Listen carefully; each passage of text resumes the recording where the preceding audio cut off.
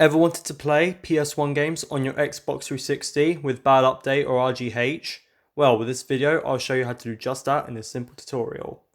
What is up guys, it is me, that random dude, and I'll be showing you how to play PS1 games on your Xbox 360. So, this will work on any sort of hack you've got running on your 360, such as bad update, RGH, JTAG. It should all work with this emulator. So, let's get started. So, to install the emulator itself, you want to go to this website right here, PCSXR 360. And you just want to go straight down to, you just download this file right here. And once you've got that, I've got it right here. You just want to basically just extract it into the root of your USB drive.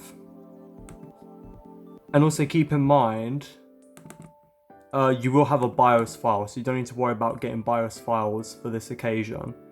If you want to get ROMs, I'll just show you real quickly. If you want to put your ROMs in here, just want to go to...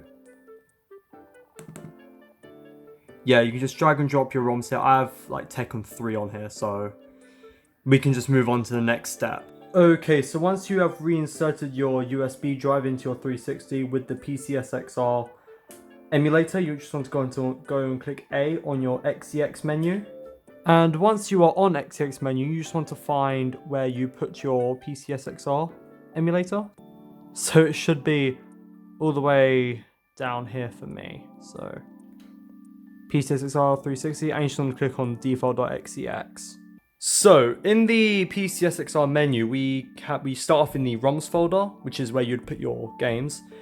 And you can change the cover mode right here, which makes it a little bit more easier to look at. And you can even set up personal game profiles. So I would recommend putting on, turning on threaded GPU, and you can tweak it around with depending on the game. But I'm just gonna put it on Direct for Tekken 3, and to basically just get booted up the game, just wanna press A. Okay, so Tekken 3 has loaded up, so I'm just gonna show off some gameplay. Got to do it one-handed though, because I have my phone in my hand. But I'm just gonna show you that it does work. It does lag for some games, it does lag, but for the most part, you know, if you just mess around with some of the settings, you'll get decent results with this emulator. So yeah, as you can see, it does work.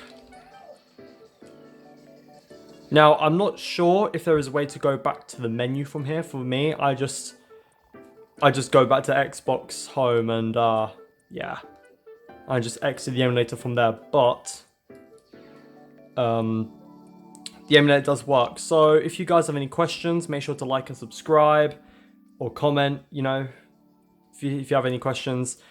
And I'll see you guys in the next video. Bye.